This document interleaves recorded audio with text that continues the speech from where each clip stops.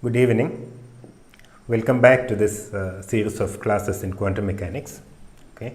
Today we will try to discuss inner product, orthonormal basis, Hermitian operator, commutator and uncertainty. Right, the relation, essentially the relation between commutator and uncertainty. So some of these things we discussed yesterday. We mentioned that complex number systems have, you can consider Z and Z star as dual to each other. Right? By dual we mean every Z has a unique Z star. These are complex numbers. Okay. And similarly, we can do it also for vector spaces. Right? Every vector has a corresponding dual vector. Okay. So corresponding to every vector space, there is a dual vector space. Corresponding to a Hilbert space. Okay. Corresponding to Hilbert space, there is a dual Hilbert space. Our aim is to introduce what we know, what we call as the inner product or scalar product. Okay. It's a rule in order to get inner product or scalar product. Right. What do we mean by a scalar product? It's a rule in order to get a number, a scalar from a vector, right, from a ket. Right. Okay. So just like complex numbers have dual version, there is also a dual version to vectors. You can imagine it as a complex conjugate vector space. Okay.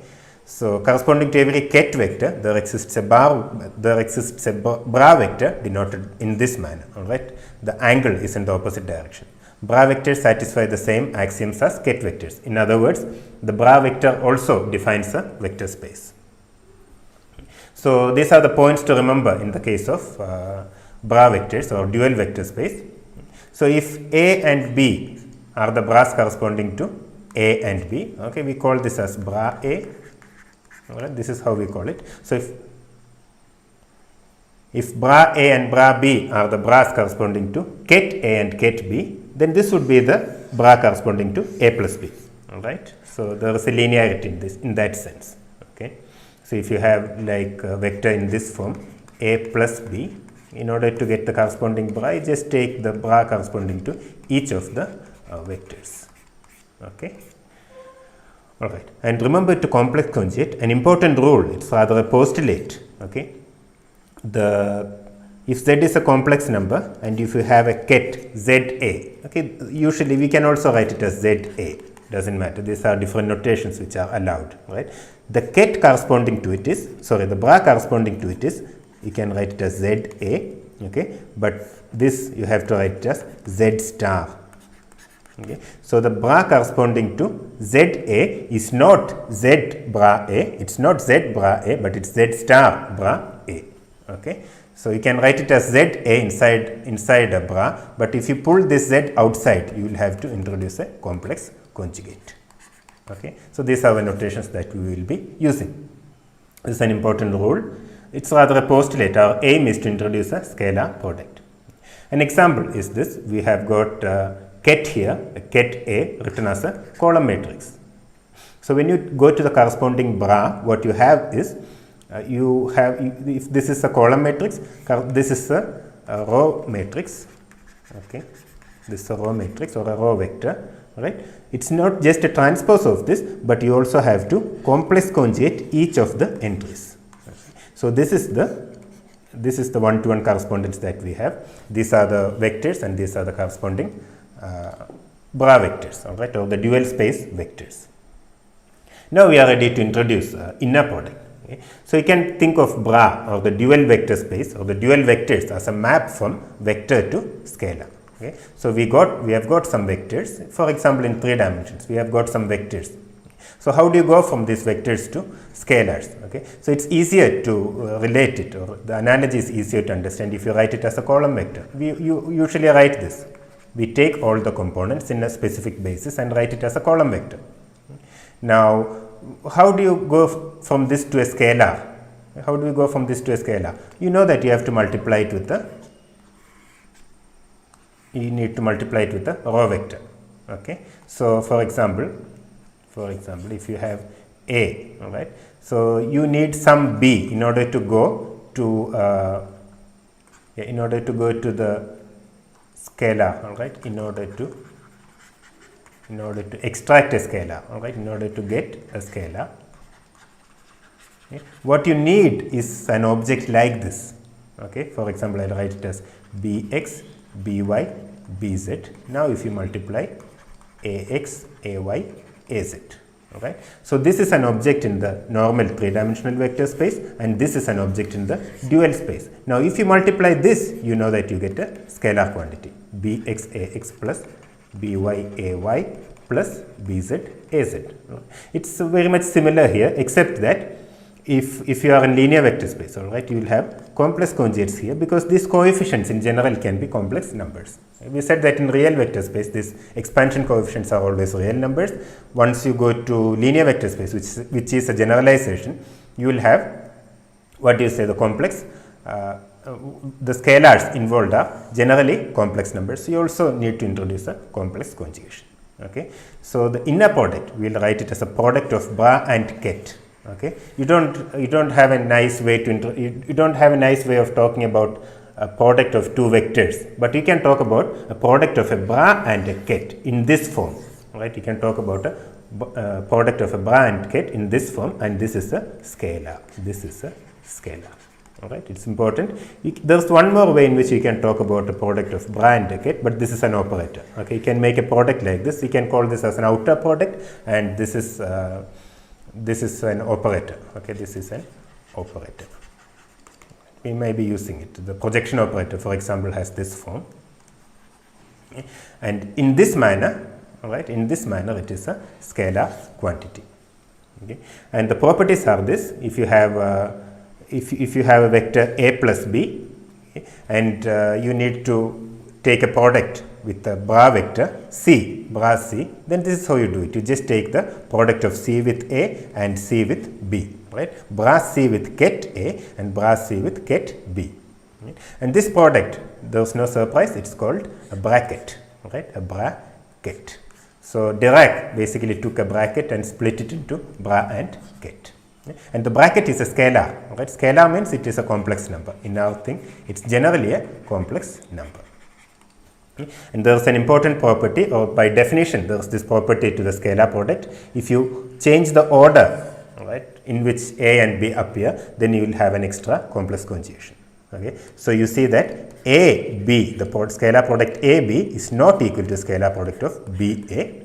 Okay. Instead, it's equal to the scalar product b a star, the complex conjugate. Right. Here we don't have that. Here we don't have that.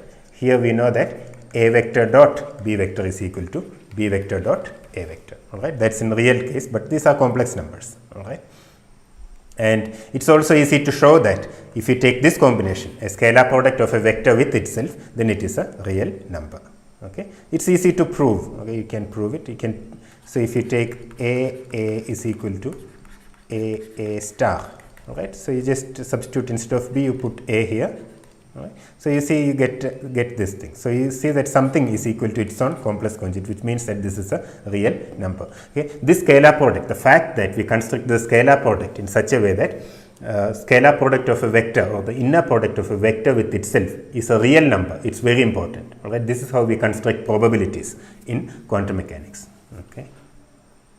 All right. So now we are ready to discuss normalized and orthogonal vectors. Okay, so this is very easy. If the scalar product of a vector with itself is equal to 1, then we say that this vector is normalized. This is normalized. This is often used. All right, we use it in this form: psi with psi is equal to 1. Then we say that it is normalized. Okay. And if the scalar product is 0, then we say that it is orthogonal. Orthogonal. All right. So this is the generalization of orthogonality relation that we have in 3-dimensional vector space. Over there, orthogonal means at 90 degrees, perpendicular. Right. Here, that the meaning is not that they are orthogonal. Right. And it's an important point to remember that if a set of vectors are mutually orthogonal, okay, if a set of vectors are mutually orthogonal, which means that every vector in that set is orthogonal to every other vector, mutually orthogonal. Okay.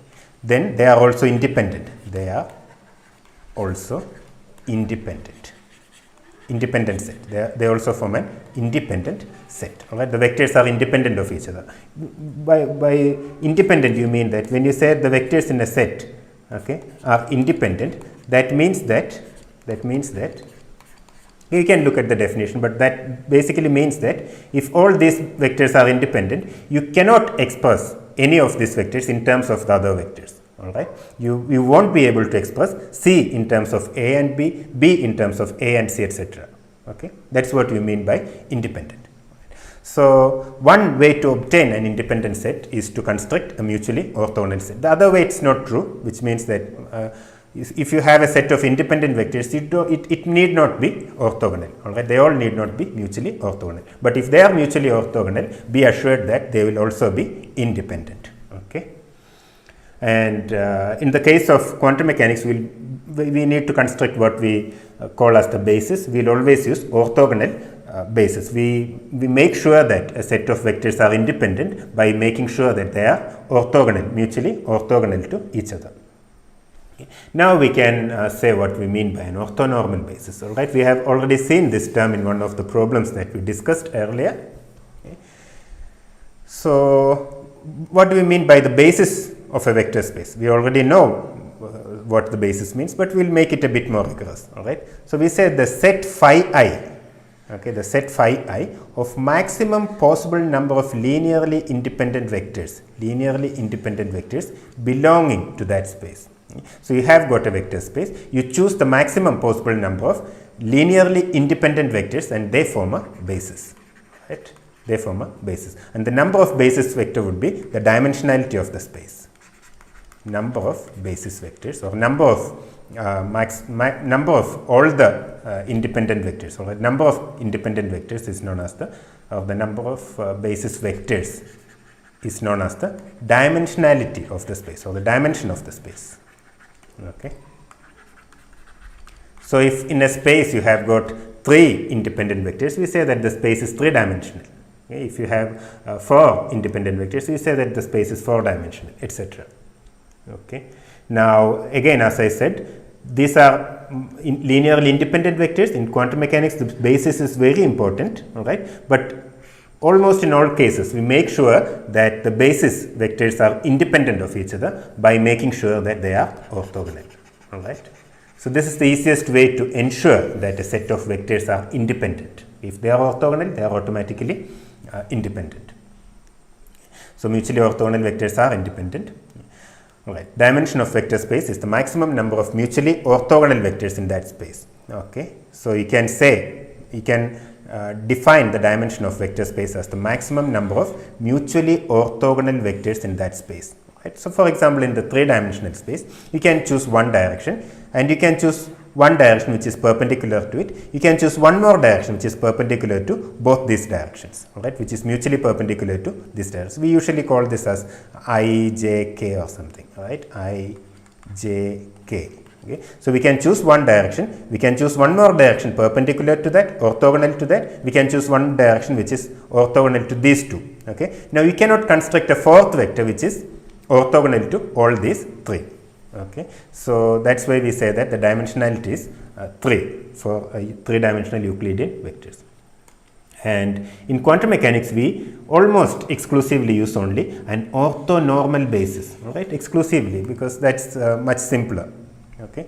So you don't have to use it per se, you don't have to always use an orthonormal basis, but we can always construct an orthonormal basis set, and it is much convenient. All right, things are much clearer in an orthonormal basis. Okay. So hereafter, unless otherwise specified, if you don't specify otherwise, if you are given a basis, we'll assume that the vectors are orthonormal. What do you mean by orthonormal? What do you mean by orthonormal? Okay, this is the defining property called orthonormality, which means that if these two vectors are the same, okay, if it's phi 1 with phi 1, they are normalized to 1. Okay, if the scalar product of a vector with itself is 1 and the scalar product of a vector with another vector, okay, the inner product of one vector with another vector is 0. Okay, if this condition is satisfied, we say that it is an orthonormal set. Okay, so this delta ij appearing here is known as the Kronecker delta. Kronecker delta. Okay, and it has values like this. Okay, this is equal to 0 if I is equal to, sorry, I is not equal to j, it's equal to 1 if I is equal to j. All right. So if you have got the same vector here, if it's phi I with phi I, then it is 1. If it is phi I with phi j and I is not equal to j, then it is 0. Right. That's what we mean by an orthonormal basis. Okay. Now we'll come to the application of scalar products in quantum mechanics. All right. So we already said that the measurement probabilities, we already postulated how the measurement probabilities can be calculated theoretically. What did we say? Okay. If you want to measure an observable called represented by a cap. All right. Hereafter, I may not distinguish between the word operator and observable. All right. We will use it interchangeably. Okay. That saves us a lot of time. All right. So suppose you are measuring an observable a cap. Okay. By which I mean that you are measuring an observable which is represented by an operator a cap. But I will just say, suppose you are measuring an observable a cap. We said that the result would be, we already said this, result is one of the eigenvalues of A. Okay, the result is one of the eigenvalues of A. All right. Now, how do we find this? So if you are measuring a cap on a state psi, right, what you do is that you expand this in terms of the eigenvectors of A. All right. These are the expansion coefficients, and okay, here I am using a very convenient notation. So this is an eigenvector of A with eigenvalue AI. All right. So here the notation goes like this. The vector is denoted using the eigenvalue inside the ket. Okay. So in order to represent, by this I mean like this, if you have a cap acting on AI, okay, this means the eigenvalue is AI and the eigenvector is denoted by putting the eigenvalue inside the ket. Okay, this is a very convenient notation. All right. Okay. So in this case, now what's the probability that you will measure? What's the probability that you will measure, for example, A1 or A2? Okay, an eigenvalue A2. We said that this is equal to modulus C2 square. Assume this is modulus C2 square. Okay. Assume that we are talking about normalized states, all right, which means that modulus square of all C1, C2, C3, etc. is equal to 1. All right, these are normalized. We don't have to always carry. If it's not normalized, you just do one step and normalize it. Then we have a normalized vector, all right, normalized state vector. Okay, so we said that P of A2 is equal to C2. All right. Okay. Now, how do you can also now represent this using a scalar product. Okay. Now, if you look at this, all right. Okay, let me write it like this. If I write, okay, what I did is I wrote psi is equal to summation over I Ci Ai. Okay, this is what I wrote. All right. Now, you try taking a scalar product with psi. All right, with the general vector Aj. With the general eigenvector Aj. So this becomes summation over I. This is a number, so you just write it like this, and what you get here is Ajai. Am I right? Okay. Now we said that we'll always choose orthonormal basis vectors. So we'll see later that we'll see after in the next slide that for a Hermitian operator the eigenvectors form an orthonormal set. All right. So if this is orthonormal, this means that this is equal to summation I Ci. If this is an orthonormal set, you can write it as delta Ij. Okay, just like we said earlier. Okay. Now, what does this mean? You are summing over I, and you see that there is a delta Ij here. Delta Ij says that this is non-zero or is equal to 1 only for I equal to j. Alright, it's non-zero for only if I equal to j. For all other terms are 0, because if I is not equal to j, it's all 0. So only one term in this summation survives, that's when I equal to j. So this is simply Cj. Okay, you are summing over I, right, and it will survive only when I is equal to j, is equal to Cj. So what you see is that, what is Cj? Cj or modulus Cj square would give you the probability. So you can say that Cj is equal to Aj psi. Alright, this is known as the projection of the vector psi along a direction Aj. Alright, the projection of the vector psi along basis vector Aj. Okay, So now you can write the probability of obtaining an eigenvalue A like this, right? So if you want to know the probability of obtaining a particular eigenvalue, what you do first is that you first project the given vector onto the eigenvector corresponding to that eigenvalue. Okay, so if you want to know the probability of measuring a particular eigenvalue. Okay, if you want to know the probability of measuring a particular eigenvalue, what you do is that you take the corresponding eigenvector. This is eigenvalue. You take the corresponding eigenvector. Let's say this eigenvalue is A. All right. You take the corresponding eigenvector and project the state onto it. Yeah, project the given state onto the corresponding eigenvector and take the modulus square. This would give you the probability of measuring an eigenvalue A. I hope this is clear. Okay. Now this projection thing is not very difficult. We already know this from three-dimensional vector space, right? If you think of R vector, our favorite example, xi plus yj plus zk. Okay. What would you do if you want to extract this component x? Okay, what would you do is just take I dot R vector, right? This is the convenience of using an orthonormal basis. If you want to get x, you just take I dot R. In our notation, you are projecting the R vector onto the direction I, right? So if you have an R vector like that, this in three-dimensional vector space, this is the I direction. So if you project this vector along this direction, you will get this component x. Yeah? It's the same thing that you are doing here. Okay, if you want to find the probability, what you do is that probability of measuring an eigenvalue, what you do is that you take the given state and project it onto the eigenvector corresponding to the eigenvalue that you are talking about. All right, and you take the modulus square, you will get the probability measurement, the probability of measuring that particular eigenvalue. Okay, I hope that is amply clear. Right, so this is important. We will be using this in problems. Okay, sometimes we just need to find this projection. Okay, all right.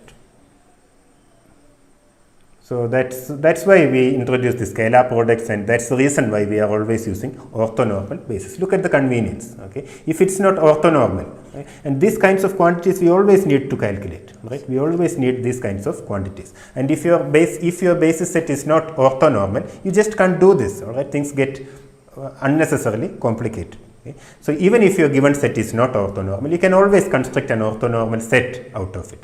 That's what we'll always do in quantum mechanics. Okay. Now, just like the orthonormality relation we had, phi I with phi j is equal to delta ij, another fundamental relation involving involving the basis vectors is known as the completeness relation. All right, it's known as the completeness relation.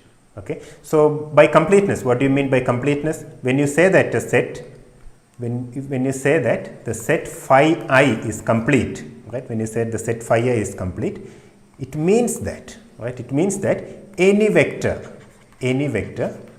can be expanded,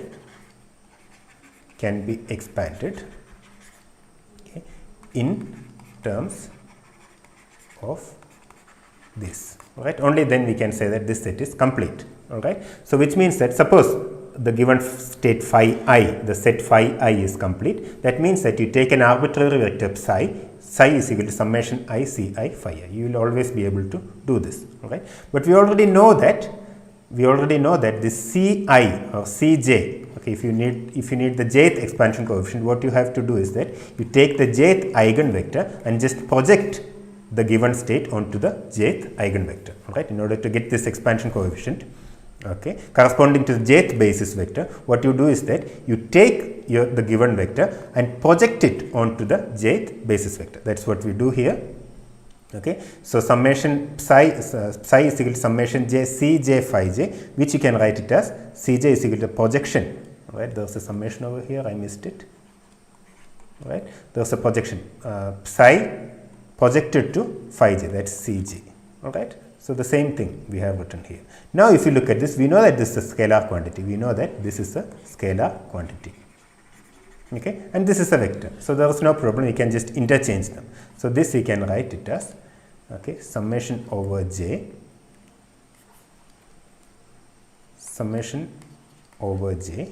right? I keep phi j here, and then bring this scalar here. Okay, phi j psi.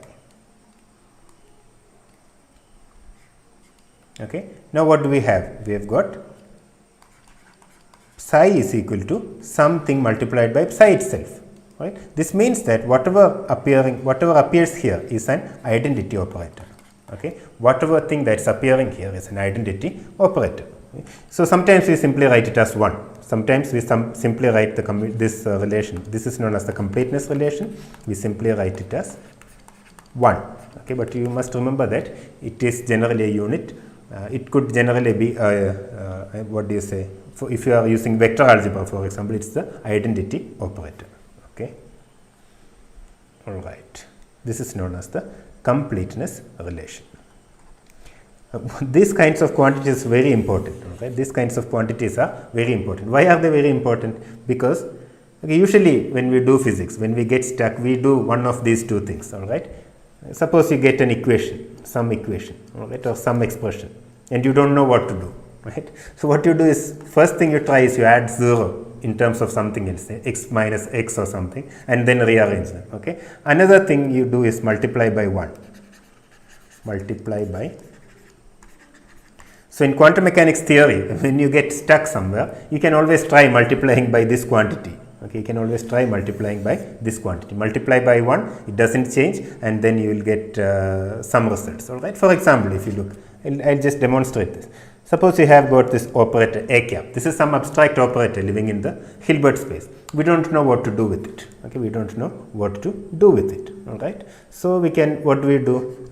We can write this a cap as, let's say you multiply on both sides with an identity. We can write it as I, A, I. No problem, because it doesn't change. All right. Now what do? You write this I in terms of a complete set of basis vectors. Okay. In terms of an orthonormal basis set. So this you can write as summation over I, phi I, phi I. All right. I have introduced just one I here. Okay, and you have got an a cap there. Okay, and then I introduced one more I here, summation over j, phi j, because this is identity. There is nothing wrong in doing this. Okay, now the summation you can bring together here. Okay, so this you can write a cap as summation over I comma j. Okay, and what do we have here? Phi I.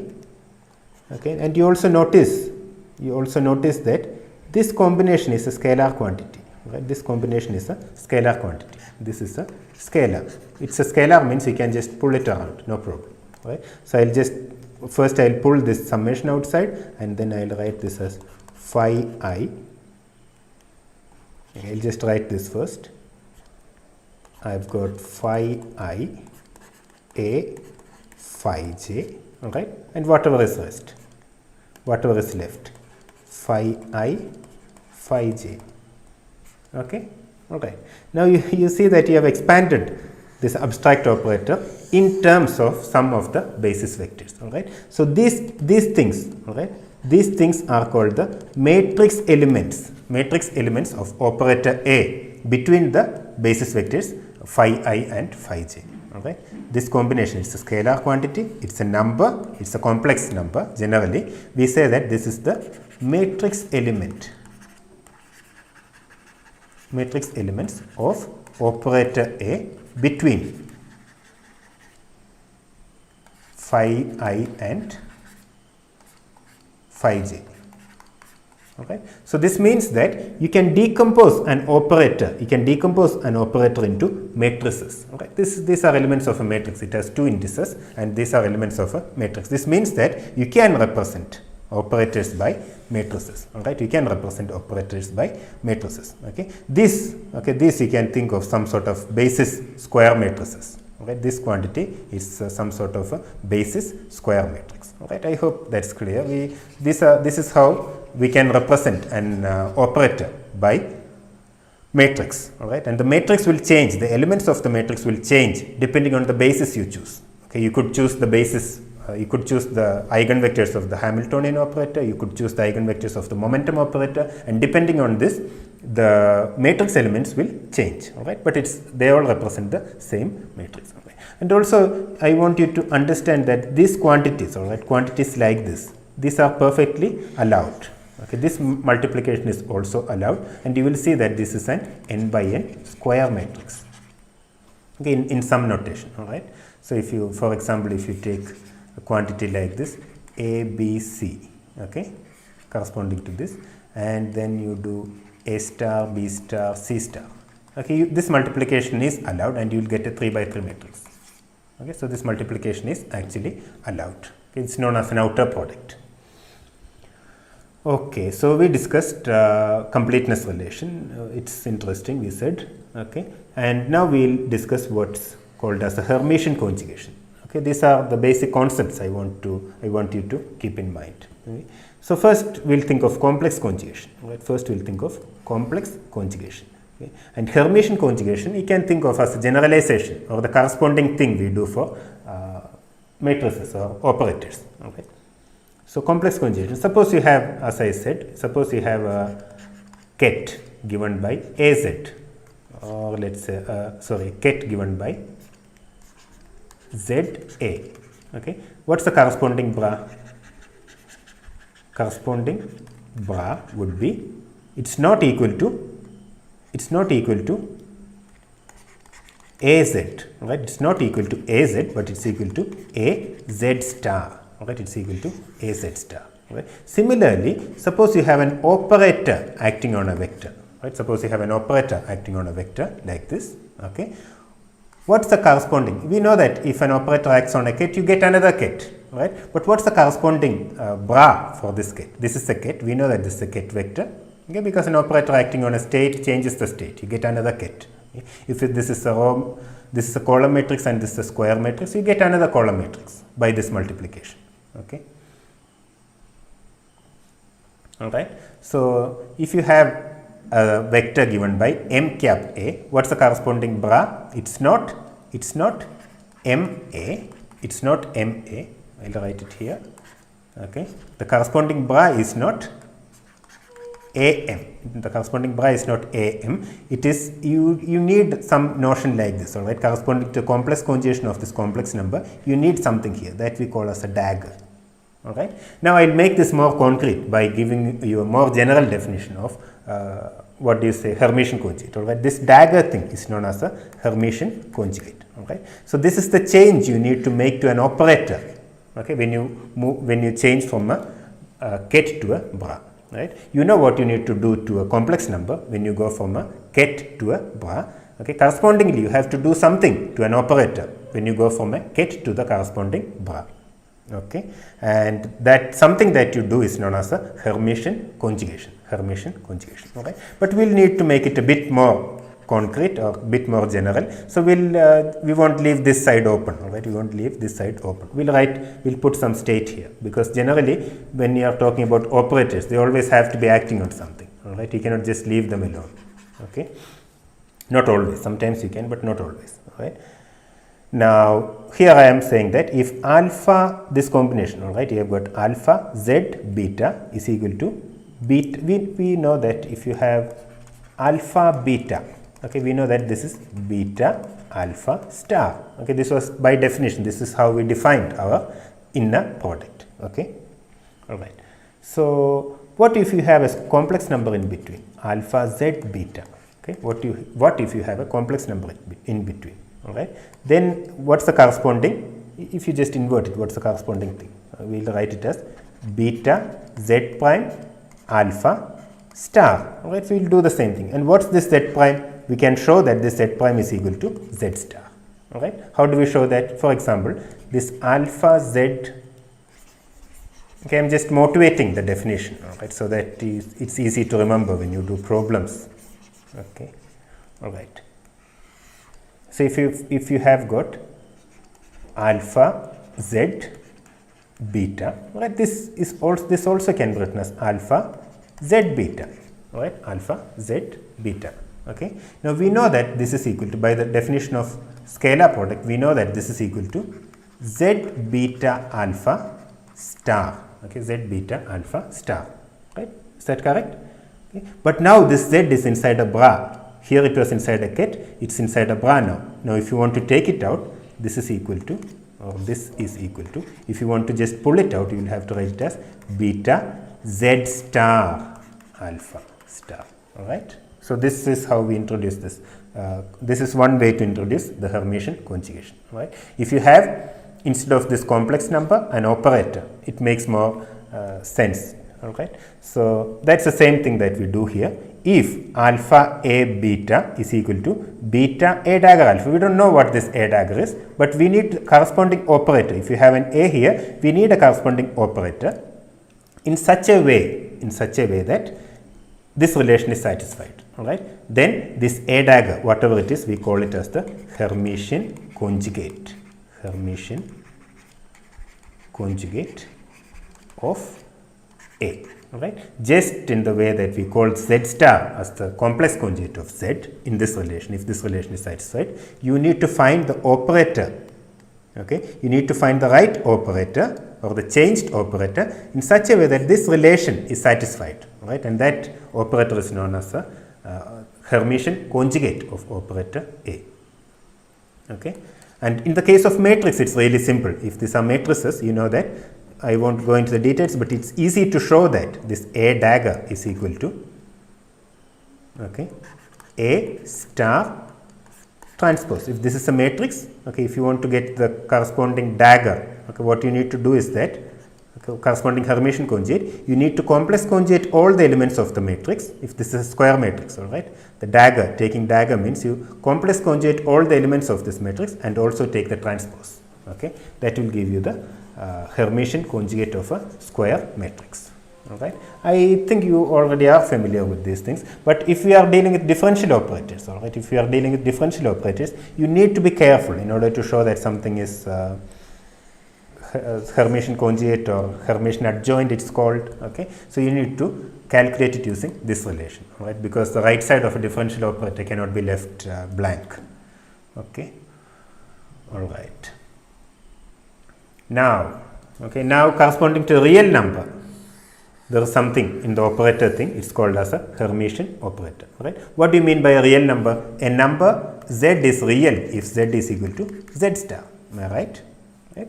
Yeah, a number is real if it's equal to its own complex conjugate. In the same way, an operator is called a Hermitian operator if it is its own Hermitian conjugate. All right. And operator A is Hermitian if it's equal to A dagger. If A is equal to A dagger, then we say that it is Hermitian. Okay. And if you are dealing with differential operators, you will have to use it in this manner. All right.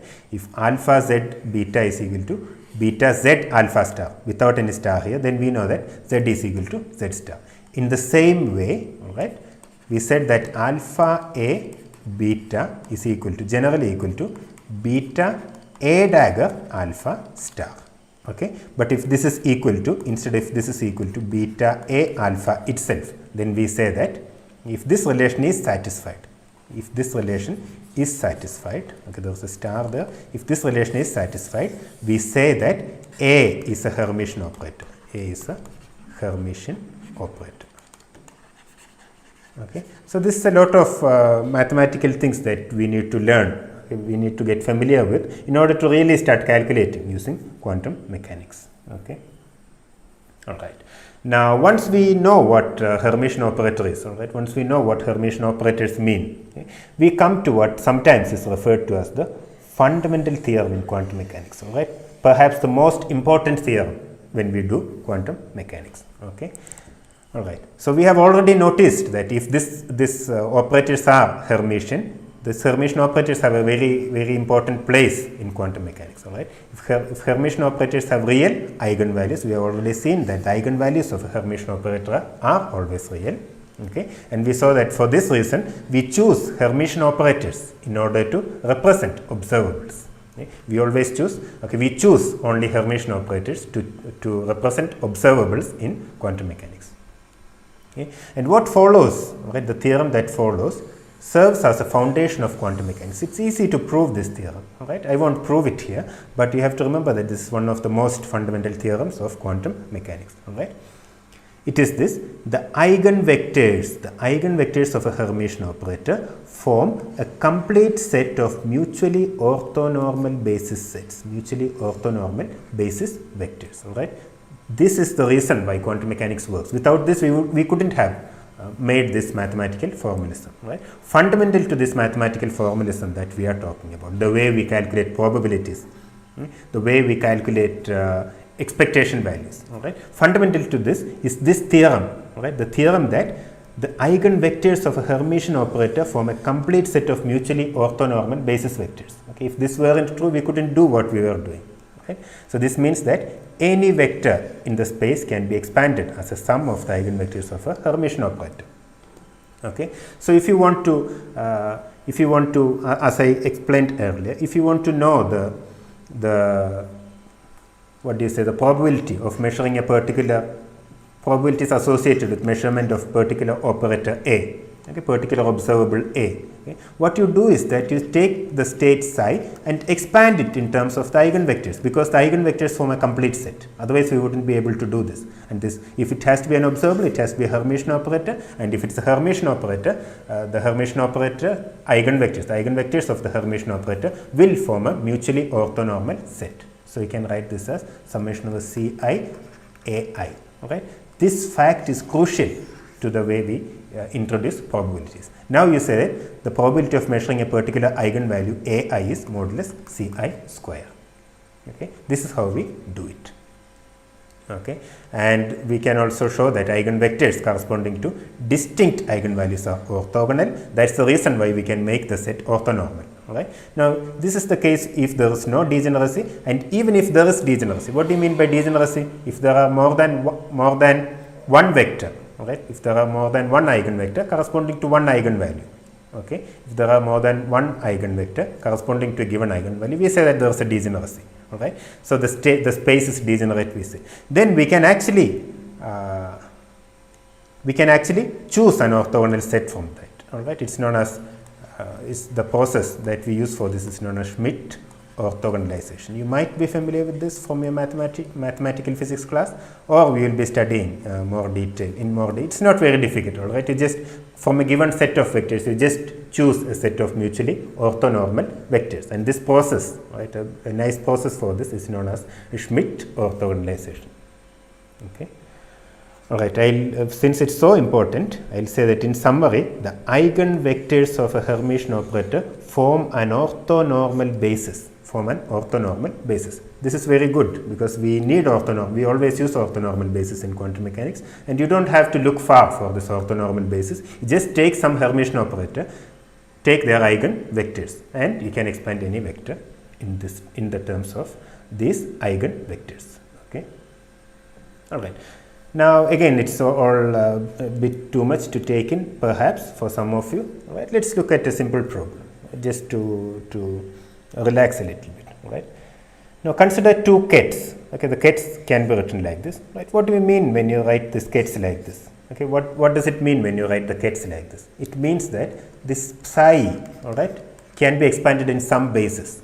Okay, let's say the basis is phi I. Let's say the basis set is phi I. Right. So we can write it as summation I Ci phi I. Okay. Write it here. Okay. So you can write a given set in terms of some basis set summation I Ci phi I, where this is the basis, and these are the expansion coefficients. Okay. Now once the basis is set, you don't have to worry about the basis again. You can just write down this expansion coefficients as a column matrix. Okay. That's what this psi means. These are the coefficients of expansion in a particular basis, or this phi I, this components of psi are the expansion coefficients in some given basis. Okay. We always do this, as I said earlier. A vector is equal to axi plus ayj plus azk. All right. We don't have to worry about the basis. Often we will write this as a column matrix. Right. But once you change the basis, these numbers also will change. Right. It's the same state. You can represent it in different bases. Right. The state you can represent in terms of the eigenvectors of the Hamiltonian, the eigenvectors of the momentum operator or position operator, whatever you like, right? And this expansion coefficients, you can write it in a column matrix and you can represent the whole vector by it. Okay? So we have got two vectors here. Okay? So they are asking to find psi star and bra psi. All right? Psi star would be just taking the complex conjugate of all these elements, right? And that would be, so I'll just write it here. Psi star, okay, would be simply minus phi I, 2 and plus I, okay. But whereas ket, the bra psi would be simply minus 5I, okay. You have to take the complex conjugate, you also have to take the transpose 2 comma I. Okay. So you shouldn't confuse between taking the complex conjugate, even though it's known as a complex conjugate of a vector, alright. You shouldn't confuse between taking the complex conjugate and taking the bra. By simply taking the complex conjugate, you don't get the corresponding bra, or you also have to get a transpose. Now the question is psi normalized? If not, normalize it. Okay. Is the state normalized? That's the question. So how do you find if the state is normalized? To check whether the inner product is equal to 1. If it's not 1, you have to make it to 1. All right. Okay. So how do we calculate this psi, the inner product? So this we already did. Okay, this we already did. Okay. Now we calculate the norm of psi. All right. The inner product of a vector with itself is also called as the norm. It's also called as the norm of the vector. Okay. Now we calculate this. You just take this. We already calculated the corresponding bra and the bra corresponding to psi. You just combine them. That means you multiply this and you get the number 30, which means that it's not equal to 1. It's equal to 30. Right. Now how do you normalize this vector? Now you divide each of the component. You divide each of the component by square root of 30. Okay. You divide each of the component by square root of 30. So here also you will have divided by square root of 30.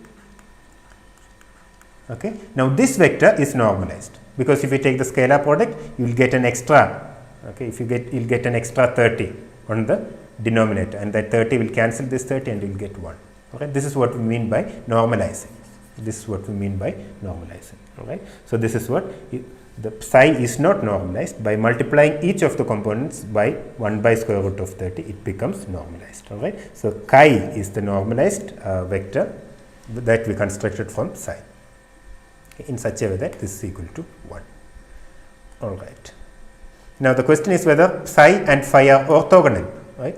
And these kinds of questions have been asked in competitive exams. See, it's really easy to solve that question if you know what to do, right?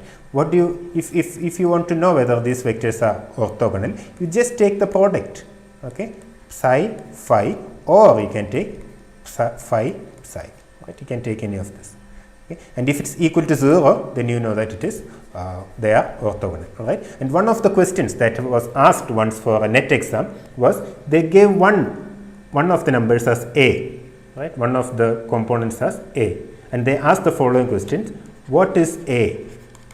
What is a if, okay, if psi and phi are orthogonal? Alright. So the information given is that two vectors are orthogonal, and you are asked to find this one of the components of it, one of the elements of the one of the components of the vector. Okay. So you just construct the scalar product, equate it to 0, and you will know the value of this particular number. Okay, that's how you do it. And this question was asked in one of the net exams. Right. It's a very easy problem. Right. They just gave the components, and instead of 2 here they gave an a. Right, and they said that it's orthogonal to another state given by phi, then what's the value of a? It's really easy to calculate it if you know what to do. Right. So such conceptual basic questions are being asked in competitive exams. Okay. Now let's go into expectation value. Okay. Now let's work with what is a normalized vectors. This means that this is normalized. Okay. Now let's work with normalized vectors, which means with that psi with psi is equal to 1. All right. Now in that case we say that this is the expectation value of an operator A. All right. But yesterday in the previous class I gave you another expression for the expectation value of operator A. What was that? Okay, what was that? I said that the expectation value means the average value. Alright, so I said that the expectation value of A can be written as modulus of C1 square, okay, multiplied by the corresponding eigenvalue plus modulus of C2 square multiplied by the corresponding eigenvalue plus modulus of C3 square multiplied by the corresponding eigenvalue plus etc. I said this is the way to calculate the expectation value because this gives the probability of measuring a value A1. Right? So you multiply, you just multiply with the probability and add, you will get the expectation value. This is what I proved in the last class. Alright, you can check the video if you are not familiar with this. Okay? Now I am saying that it can also be calculated in this form. Right? So how do we do that? So in order to see that, an easy way to see is that you again expand psi in terms of the eigenvectors of operator A. So you write it as summation over I, okay, Ci Ai. Okay, right? The corresponding bra would be psi is equal to summation over j. You don't use the same index for summation. Cj star Aj. All right. Now you just put it in here. Let's check if what I said is correct. All right. What I said yesterday is actually correct. So if you put it in here, just substitute it all in here. You see that this is equal to summation over j comma I. I'll put it all together. All right. I'll put it all together. So that is summation over j comma I, and you will have a Cj star Aj, okay, and operator A multiplied by, here you will have Ci Ai. Right, I pulled the summation out here. So this is equal to summation over j comma I, okay, Cj star. This is just a number. Let's bring it here. Cj star Ci, right, Aj Ai. Right, but what were this Aj and Ai? We said that these were eigenvectors of this operator. So what we did is that we expanded the psi in terms of the eigenvectors. Right, so I'll write it here. Once we expand the state in terms of the eigenvectors of this operator, what we get is summation over j comma I. I'm just writing it down from there. Cj star Ci Aj A cap Ai. Am I right? Right.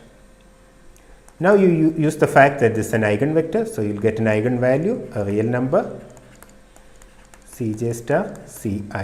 Okay, you pull this real number outside. We use the fact that A cap Ai is equal to Ai because we are denoting the eigenvectors by the eigenvalue. So the eigenvalue is Ai. Right, so that Ai you can pull outside, and what you have is Aj.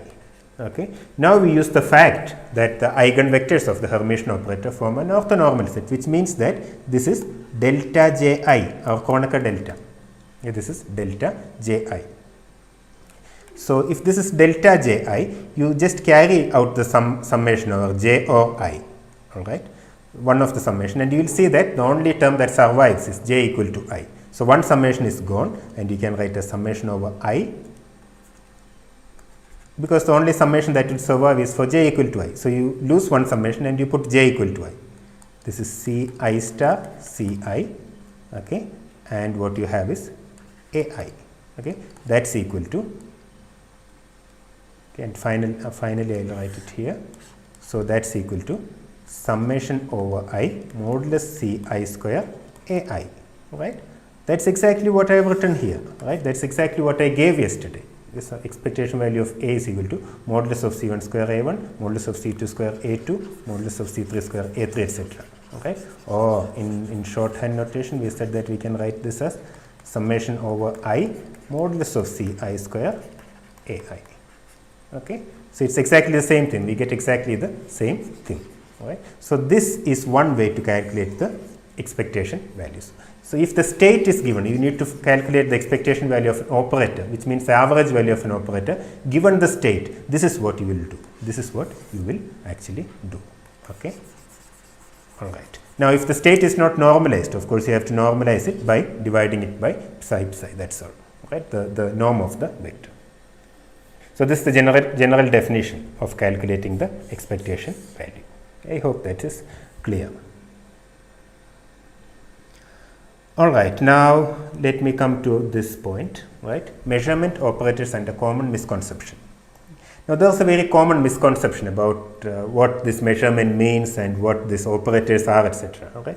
The serious problem is that even certain textbooks, even certain serious textbooks, makes this mistake. All right? For example, if you take the textbook by Zetterli, okay? If you take this textbook on quantum mechanics by Zetterli, which is otherwise a good book, especially for preparing especially for preparations in competitive examination, it has a large number of problems, many of them solved. Okay, so this is a very good book to prepare. Okay, to prepare for competitive examinations. Okay, but if you look at the postulates of quantum mechanics as given in this textbook, you will see that they have made a very serious mistake, and I want you to know that such mistakes or such misconception exists. Okay. Now, what did we say earlier? Right? I'll just summarize again. A measurement of an observable always causes the system to jump into an eigenstate of the dynamical variable that is being measured. Right? So, if you are making a measurement on the state psi of the observable A, right? After the measurement, what you get is that you get an eigenstate of operator A. This is what happens after measurement, right? So, the measurement actually changes the state. Measurement actually changes the state, right? This is the state before measurement, and when you measurement, what happens? It jumps or reduces into an eigenstate of the observable that you are actually measuring. Right? So, if you are measuring energy of a system, all right, what happens? The state changes into an energy eigenstate. If you are changing the moment, if you are measuring the momentum, the state changes into a momentum eigenstate. If you are measuring the position, the state changes into a position eigenvector. All right, this is what happens. Okay, and operators, these are appearing in mathematics. All right, these are appearing in mathematics. This we just use to calculate eigenvalues and eigenvectors. All right, we use operators to calculate eigenvalues and eigenvectors. Okay. A common misconception is this: measuring an observable is the same as operating with the corresponding operator on the state. Okay. This is a misconception. Okay. Because of the name operator. All right. So, measurement is not operating on the state. All right. So, the textbook, for example, Zetterli, I don't remember exactly what he says, but he implies this thing. He says that the measured, if you are measuring A cap, or if you are measuring A cap on the state psi, he is saying that the measured state, or the misconception is that the state changes into A psi because A is operating on psi. This is not true. All right. If you are measuring A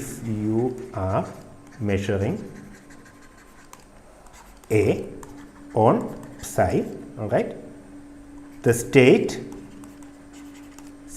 does not change to A psi. All right, this is not the state after measurement. All right, if you are measuring A on the state psi, A psi is not the state after measurement. You have to keep this in mind. Okay? It's a very common misconception because this terms operators, it's operating on the state, it's changing into another state. That's all true. Right? But it's happening on vectors. Right? It's happening in the mathematical space. If you take a vector, act upon it by an operator, it changes into another vector, but that doesn't correspond to a change during the measurement. It's entirely a different thing. All right. So, I will repeat it. Suppose you want to measure the observable A on a state psi, it is not correct. Okay, it's not correct to say that the measurement of A changes the state to A psi. This is wrong. All right, this is completely wrong. So, if Zetterli says that on measurement, right, on measurement psi changes to A psi. Okay, or Zetterli, I am not quite sure if Zetterli exactly says it like this, but he has made this mistake. If you check the postulates part in the textbook by Zetterli, you will see that he has made this mistake. All right, he has given this misconception even in a serious textbook. Okay, this you have to be careful against. Okay, he says that psi goes to A psi after measurement if you measure A. This is not correct. It's wrong. All right. It's true that psi goes to one of the eigenstates of A. All right. Now we come to another important concept called commutator. Again, very important. I am giving you only the important things. All right. So the operators have a very important property that their commutators are not equal to 0. All right. So the commutator of A with B is written as AB minus BA. All right. You take it in different orders, in different order, and find the difference between them. This is known as a commutator. Okay. Now, if these are two numbers, all right, if you multiply two numbers in different orders and take the difference, you'll get 0. But operators are not numbers; they are special objects, and generally A with B, the commutator of A with B, is not equal to 0. Okay. This is important. This is very important. All right. So one of the reasons for some of the weirdness comes because of this. All right. Especially uncertainty. We'll see how uncertainty comes from this. All right. And there's another important result. If A with B is equal to 0, if the commutator of A with B is equal to 0, then eigenvector of A is also an eigenvector of B. Okay. This hat should have appeared here. I'm sorry. Okay. All right. So if the commutator of A with B is equal to 0, then eigenvector of A is also an eigenvector of B. Okay. This is for the non-degenerate case. We don't discuss degeneracy. This is very easy to prove. All right. So, for example, if AB is equal to 0, okay, then AB is equal to PA.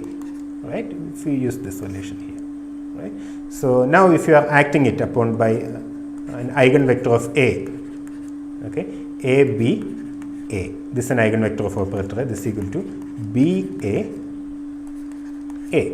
Right? But we already said that this is an eigenvector of operator A. So we see that, okay, from here we see that A, B, A is equal to A multiplied by B, A. Okay, this is the eigenvalue and this is the eigenvector corresponding to this eigenvalue. Right. So now what do we see? Okay, we see that B acting on A is some other vector, all right, is also an eigenvector of operator A, right? Because we can write this B A as some other state alpha. Okay, so you see that A cap alpha is equal to A multiplied by alpha. Right. So we already said there is no degeneracy. You see that this changed vector alpha is also an eigenvector of A with the same eigenvalue. Right, which means that this alpha should exactly be the same as A, except maybe for a constant, all right, because otherwise it would become another vector. But we already said there is no degeneracy. Corresponding to eigenvalue A, there is only one eigenvector, all right. So A and alpha cannot be eigenvectors of A, operator A, all right. Vector ket A and ket alpha cannot be the eigenvectors of operator A corresponding to the same eigenvalue small a.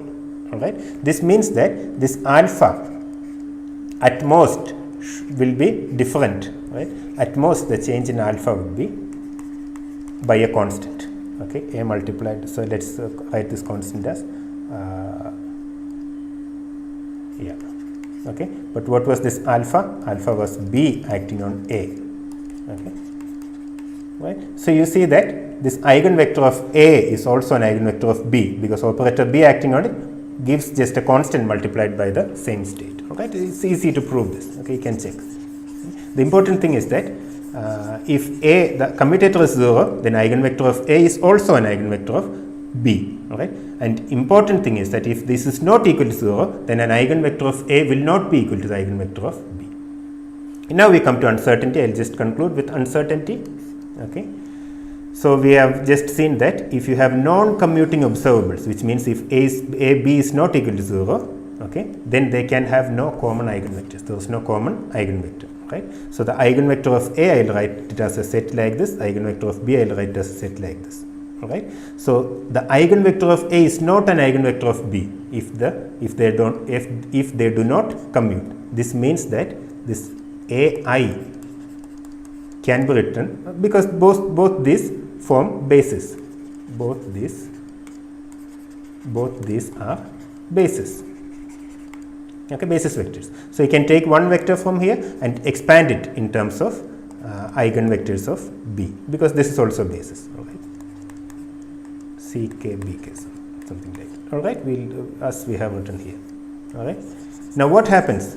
This means that the states with definite values for operator A, right? What are the states with definite values of operator A? These are the eigenstates of operator A, are not state with definite values of operator B. This is why we have uncertainty. All right. So if two operators are not commuting, all right. So the eigenstate of operator A if two operators, for example, x and p, all right, these are not commuting. These are not commuting. Then an eigenvector of x is not an eigenvector of p if they are not commuting. And what's an eigenvector of x? Eigenvector of x means it's a state with a definite value for x. All right. If you are in an eigenvector of x or position operator and you are measuring the position of it, you will get a definite value, right, so to speak. Right. It will be in a range, etc. But let's not go into subtleties. Okay. So x with p is not equal to 0. Then eigenvector of x is not eigenvector of p. Okay. So when you measure the position, it goes to an eigenvector of x, right, but it doesn't have a definite value of momentum. Right. This is the reason. This is the fundamental reason for uncertainty. All right. This is the fundamental reason for uncertainty. In other words, uncertainty, I can say that uncertainty is like this. Okay. Uncertainty principle comes from this fact. Okay. Uncertainty principle comes from this fact. It is this fact: there is no common eigenvector to non-commuting operators. Okay. This is the reason for uncertainty. This means that if there is common eigenvector, this means that there is no state. All right. There is no physical state with a definite value of position and definite value of momentum. Okay. So there is another misconception regarding uncertainty. It is this: people think that it's because we make a measurement and something changes. All right. It's because the disturbance caused by the measurement. But uncertainty is not, the quantum mechanical uncertainty is not due to some measurement you make. It's not because you disturb the system. Okay. It's simply because there is no such state with a definite value of x and p, all right, or which there is no state with a definite value for a and b if they do not commute. Okay. In other words, by state there is no electron, for example. Okay. If you are talking about electron with definite position and momentum, because we already said in our formulation that if the mathematical framework is correct, we said that corresponding to every electron we will have a vector in Hilbert space, right, and corresponding to every vector we will have an electron, right. So there is no such electron, there is no such vector with a definite position and definite momentum, all right. And in other words, the reason why we cannot measure the position and momentum of an electron simultaneously is because such an electron does not exist. Okay. There is no such electron existing with a definite value of position and a definite value of momentum. Okay. Now this is the reason why we can actually show that the generalized uncertainty relation can be written in terms of the commutator. Okay. If the commutator is 0, then there is no uncertainty. If the commutator is not 0, then there is a non-zero uncertainty product. This uncertainty in A and this uncertainty in B. By this uncertainty, we mean square root of the expectation value minus expectation value of the square minus square of the expectation value. Right? This is the definition for uncertainty, and the product of uncertainties. Right? The product of uncertainties is non-zero if the operators do not commute. Okay? That's the reason for the celebrated Heisenberg's uncertainty principle. Okay? Now with that, I would like to conclude today's class. I hope you enjoyed the lecture. Okay? Thank you.